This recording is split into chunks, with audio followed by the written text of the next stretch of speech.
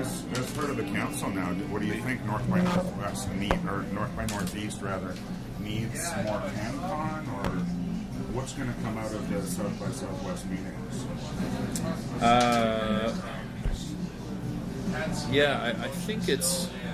I think North by Northeast is successful for what it is. You know, I think in terms of the Music Council, which is sort of my focus, I guess, it's how we interact with Austin, how we interact with South by Southwest, and someone from the council was down there this week, and they were interviewed for the Star, and they said one thing that Toronto can provide for Austin is business infrastructure. So, you know, unlike Austin, Toronto is like the national business headquarters for the music scene. You know, for the Canadian music scene, it's all in Toronto.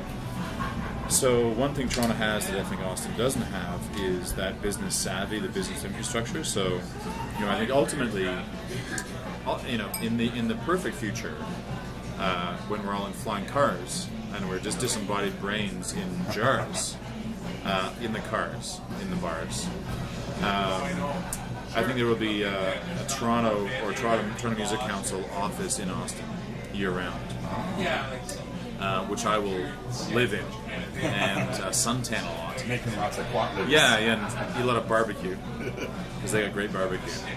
So that's my career aspiration. But I think if that existed, and who knows if there's the money for this. Oh, and drinks arrived again, and the conversation got smarter. Cheers to you all at home. Cheers. And to you, my friend. Let's cheers in front of the camera. Cheers. For those at home, wish you could be here. Well, we're not getting green beer today, but it is kind of green, thanks to Tal. It's brownish and kind of cloudy, which is...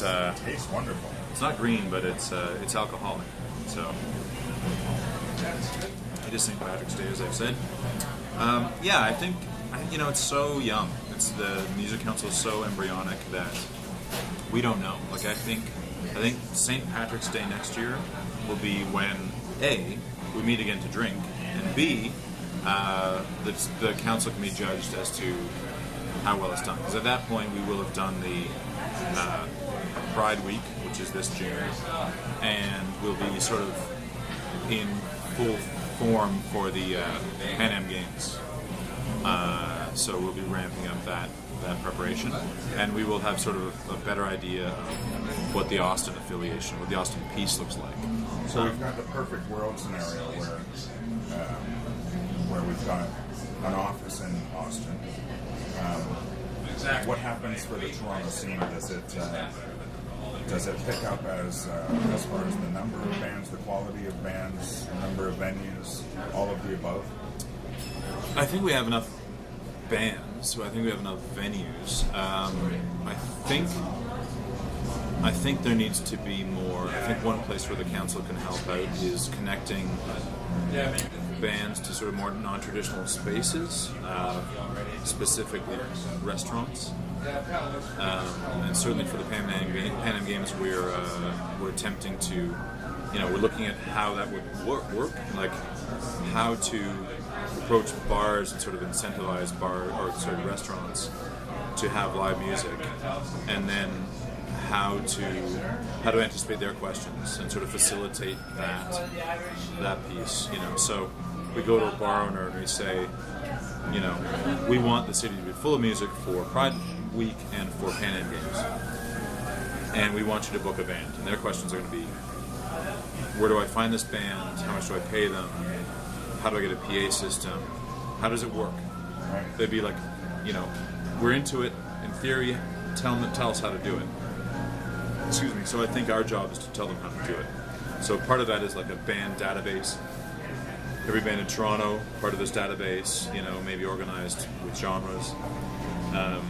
We need, you know, rates on gear for these restaurants. How they can make the gear part happen.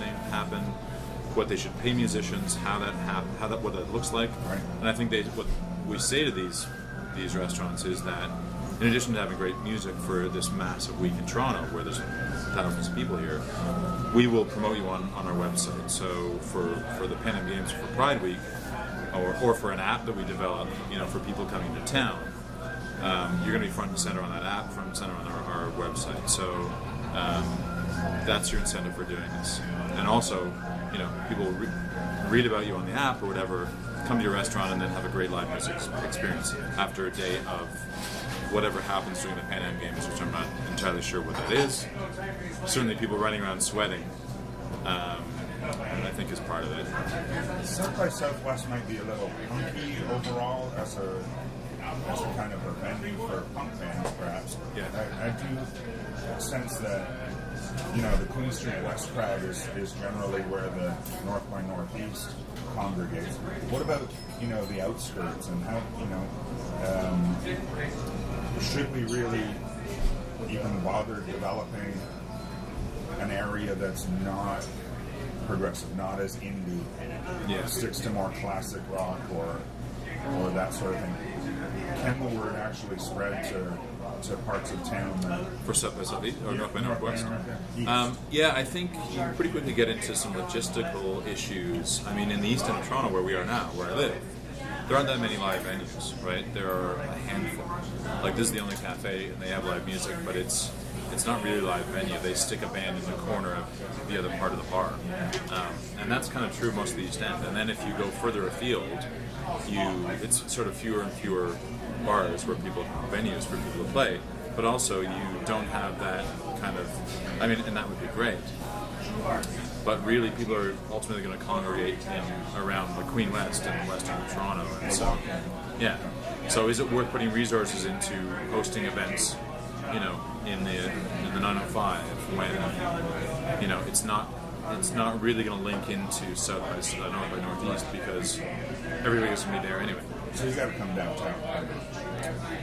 Yeah, well, it's something to be looked at. It's just that there are issues. There are immediate sort of logistical issues up against. Is it not cool to drink with a straw? It isn't. It's all right. I don't know. You're not doing it, and I don't feel comfortable doing it now. And I think it's a lot less. I think it's a real there's an issue of masculinity happening there. Machismo, maybe. So, I like a straw, but between you and I. As long as you're a cool guy. As long as you don't tell anyone. Judge you. As long as you don't tell anyone I drank with a straw, then it's our secret. Straw drinking is okay. I guess so. It does feel a bit more macho to drink it just from a glass. If only we were cracked and dirty, that would be even more macho. Rocks on rocks in a dirty glass. That's right. So yeah, I'm no expert on North by Northeast. Not yet. Not yet. I guess I will be one day.